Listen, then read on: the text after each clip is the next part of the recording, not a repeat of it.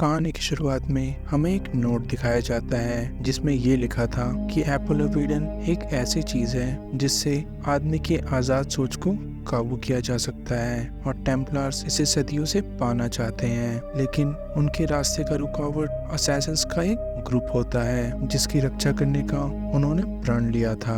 फिर हम 1492 स्पेन देखते हैं जहां हैगुलर नाम के एक असैसिन को सुल्तान के बेटे अहमद का रखवाला बनाया जाता है, क्योंकि अगर टेम्पलर्स ने अहमद को किडनैप कर लिया तो सुल्तान को एप्पल ऑफ ईडन टेम्पलर्स को देना पड़ेगा। फिर हम प्रेजेंट टाइम कैल नाम के एक बच्चे को देखते हैं जो स्ट्रीट पर साइकिल से स्टंट कर रहा था, लेकिन घर जाने पर उसे अपनी मॉम मरी हुई मिलती है, जहां उसके पिता असैसिन का चोगा पहनकर उसके बगल में ही खड़े थे और उन्हें देखकर हमें ये समझ आता है कि वो एक असैसिन थे।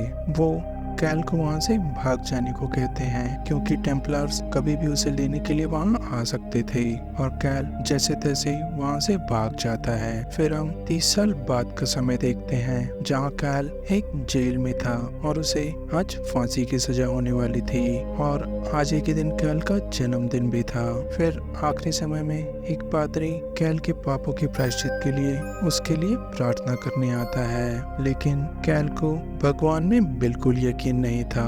फिर समय पूरा होने पर उसे एक इंजेक्शन से जहर दे दिया जाता है जिससे वो मरता नहीं बल्कि बेहोश हो जाता है। आँख खुलने पर वो खुद को एक फैसिलिटी में पाता है जिसके सामने सोफिया नाम की एक डॉक्टर बैठी हुई थी।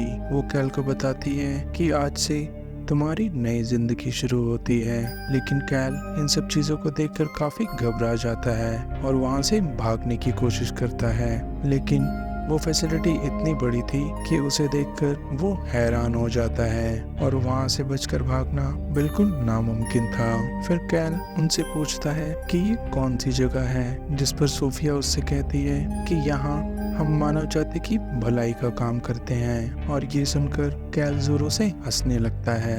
ये देखकर सोफिया गुस्सा हो जाती है और उसे एनिमस नाम के एक डिवाइस के पास ले जाती है। दरअसल सोफिया एक टेम्पलर थी और ये सब यहाँ एप्पल ऑफ ईडन ढूंढने की कोशिश कर रहे थे। फिर वो कैल को एनिमस से कनेक्ट कर देती है और वो उससे कहती है कि अब तुम जो भी महसूस करोगे वो हैगुलर नाम के एक असैसिन की मेमोरी होगी जिसे आखिरी बार एप्पल ऑफ ईडन के साथ देखा गया था।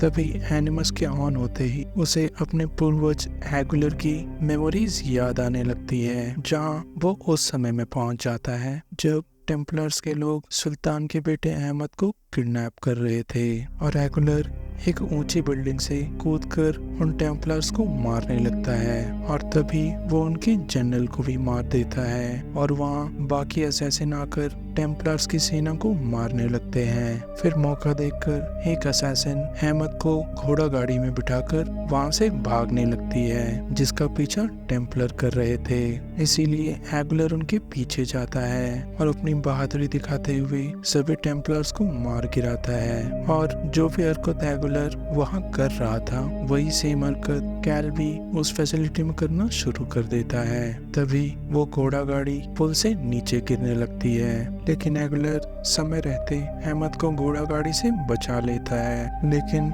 वो चारों तरफ से टेम्पलर से गिर जाता है और इतना होते ही कैल बेहोश हो जाता है क्योंकि ये मशीन उसके दिमाग पर काफी जोर डाल रही थी। फिर होश आने पर वो सोफिया पर गुस्सा करने लगता है क्योंकि उस मशीन से बाहर आने के बाद उसे हर जगह हैगुलर ही दिखाई दे रहा था। फिर सोफिया उसे एक रूम में ले जाती है जहां कैल से जुड़ी सारी जानकारी मौजूद थी। सोफिया कैल को बताती है कि काफी मेहनत के बाद हमें हैगुलर का डीएनए मिला जिसे ट्रेस करने पर वो तुमसे जुड़ी हुई थी।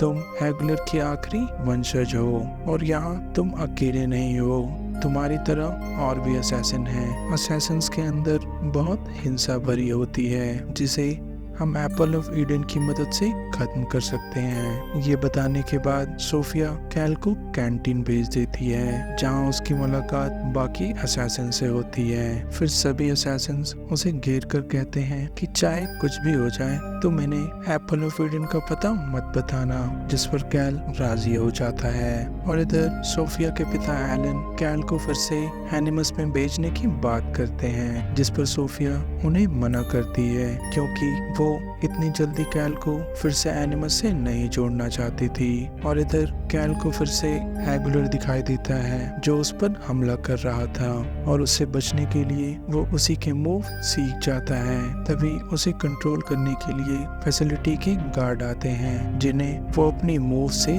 दूर चटा देता है, लेकिन किसी भी तरह सिक्योरिटी उसे एनिमस से जोड़ने में कामयाब हो जाते हैं। जुड़ते ही कैल को फिर से एगुलर के विजन आने लगते हैं, जहां वो अपने असैसिन दोस्तों के साथ एक जेल में कैद था और उसे टेम्पलार्स मौत की सजा देने वाले थे। फिर इन्हें सभी लोगों के सामने एक पादरी मारने का हुक्म देता है। वो इन्हें जलाकर मारने की कोशिश करते हैं, जिसमें एक असैसिन जलकर मारा जाता है, लेकिन एगुलर और मारिया नाम की एक असैसिन खुद को छुड़ाकर वहां से भागने में कामयाब हो जाते हैं। लेकिन टेम्पलर उनका पीछा नहीं छोड़ते और वो दोनों एक ऊंची बिल्डिंग पर जाकर खड़े हो जाते हैं, जहां मारिया वहां से जंप लगा देती है। और जब एगुलर वहां से जंप लगाता है तो इधर कैल को मिर्की के दौरे पड़ने लगते हैं, जिसकी वजह से एनिमस को बंद कर दिया जाता है। फिर सोफिया कैल का इलाज करने लगती है, जिस पर कैल उससे कहता है कि मैं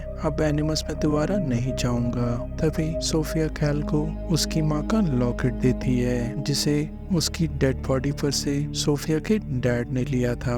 कैल की माँ को मारने वाले कोई और नहीं असैसिन्स थे, और सोफिया कैल को ये लॉकेट देकर ये साबित करना चाहती थी कि हिंसा हमेशा दुखी देती है। फिर जब एलन कैल से मिलने आता है तो कैल उस लॉकेट के लिए एलन को धन्यवाद करता है। फिर एलन उसे एक रूम में ले जाता है, जहां वो असैसिन्स मौजूद थे जिन पर एनिमस इस्तेमाल किया गया था, और उसकी वजह से उनका दिमागी संतुलन खराब हो गया था। फिर एलन कैल को ये बताता है कि उसके डैड भी यहाँ मौजूद है, और एलन उसके डैड का चाकू कैल को देते हैं, जिससे उसने कैल की माँ को मारा था। फिर कैल वो चाकू लेकर अपने डैड के पास जाता है, और अब उसके डैड कैल को पूरी सच्चाई बताते हैं कि ये लोग टेम्पलार्स हैं जो एप्पल ऑफ ईडन के पीछे पड़े हुए हैं, और अगर तुमने इसे पाने में उनकी मदद कर दी तो पूरी दुनिया तबाह हो जाएगी, पूरी दुनिया इनकी गुलाम हो जाएगी। और इसी वजह से तुम्हारी माँ ने मुझे उसे मारने को कहा था, क्योंकि वो इस मशीन से कभी जुड़ना नहीं चाहती थी। और फिर कैल अपने डैड से कहता है कि मैं उन लोगों को कभी नहीं छोड़ूंगा जिनकी वजह से मेरी माँ की जान गई। और अब कैल पूरी तरह से मशीन से जुड़ने के लिए तैयार था, और वो सोफिया के पास जाकर मशीन से जुड़ जाता है। फिर वो उस मेमोरी में पहुंचता है जब एगुलर और मारिया मोहम्मद के घर पे थे, जहां टेम्पलार्स का पादरी सुल्तान की बेटी को लेकर आया था, और वो उसके एक्सचेंज में उससे एप्पल ऑफ ईडन मांगता है, और मजबूरन सुल्तान उसे एप्पल ऑफ ईडन दे देता है। लेकिन तभी एगुलर और मारिया टेम्पलार्स पर हमला कर देते हैं और एक एक करके वो सभी को मार डालते हैं। तभी एगुलर पादरी को अपने कब्जे में कर लेता है, लेकिन इधर टेम्पलार्स का जनरल मारिया को भी कैद कर चुका था, और वो दोनों एक दूसरे के आमने सामने खड़े थे। मारिया उसे उसकी फिक्र ना करने को कहती है, लेकिन एगुलर इमोशनल होकर पादरी को छोड़ देता है। लेकिन फिर भी टेम्पलार्स का जनरल मारिया को मार डालता है, और ये देखकर एगुलर गुस्से में जनरल पर हमला कर देता है, और लड़ाई में वो जनरल को मार डालता है। लेकिन तब तक पादरी ने और भी सेना बुला ली थी। इसी वजह से एगुलर वो आर्टिफैक्ट लेकर वहां से भाग जाता है, और वो उस आर्टिफैक्ट को लेकर क्रिस्टोफर कोलंबस को दे देता है, और उससे कहता है कि तुम्हें इसकी रक्षा अपनी जान से ज्यादा करनी होगी। और तभी वो एगुलर से किसी अनजान भाषा में कुछ कहता है, जिसे ट्रांसलेट करने पर ये पता चलता है कि ये आर्टिफैक्ट कोलंबस की कब्र में है। और इधर फैसिलिटी में इस बात की जानकारी मिलते ही बाकी असैसिन सभी पर हमला करने लगते हैं और हाथापाई में सिक्योरिटी कैल के डैड को मार डालते हैं, जिस पर एलन एनिमस को छोड़कर पूरी फैसिलिटी को तबाह करने को कह देता है। तभी कैल को अपनी मेमोरी में बहुत सारे असैसिन दिखाई देते हैं जिसे सोफिया भी देख रही थी, जिसमें उसे उसकी शक्ल की एक असैसिन दिखाई देती है, लेकिन सिक्योरिटी उसे वहां से खींचकर ले जाती है। तभी बाकी असैसिन के लोग कैल से कहते हैं कि तुम्हारी वजह से आज हमारा वादा टूट गया। हम सभी ने ये शपथ ली थी कि मरते दम तक उस आर्टिफैक्ट की रक्षा करेंगे, लेकिन आज वो आर्टिफैक्ट उन टेम्पलर्स के हाथ लग जाएगा। जिस पर कैल उनसे कहता है कि मैं अपने मरते दम तक वो आर्टिफैक्ट की रक्षा करूंगा।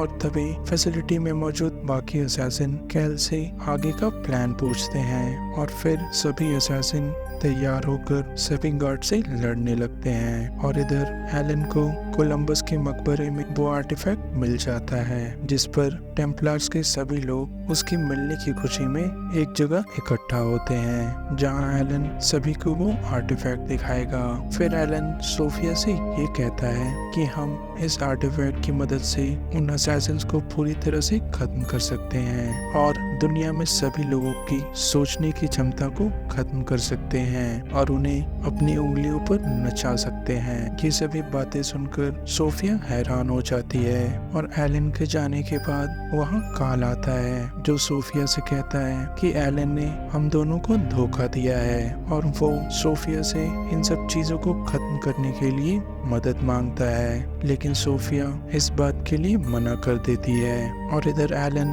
बाकी टेम्पलर्स को वो आर्टिफैक्ट दिखाता है जिसकी मदद से वो पूरी दुनिया पर राज करेगा। तभी भीड़ के बीच बाकी असैसिन घुस जाते हैं और पीछे से कार्ल एलन पर हमला कर देता है और वो सबके सामने असैसिन की चाकू से कार्ल का गला काट देता है, जिसे देखकर बाकी टेम्पलर्स वहां से भाग जाते हैं। तभी सोफिया भी वहां आ जाती है, लेकिन तब तक एलन अपना दम तोड़ चुका था, जिसे देखकर वो काफी इमोशनल हो जाती है और वो बाकी टेम्पलर से कहती है कि ये सब मेरे कारण हुआ।